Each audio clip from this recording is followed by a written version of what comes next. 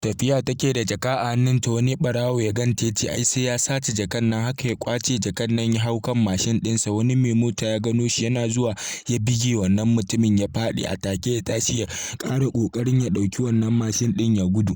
Yana ƙoƙarin ɗaukan shi fa haka mutumin ne ya zo ya ƙara dakan wannan mashin ɗin, ya ja baya ya daki wannan mashin ɗin ya ƙara faɗuwa. Haka wannan mutumin fa ya ƙara tashi domin ya ƙoƙarin ya tashi ya gudu.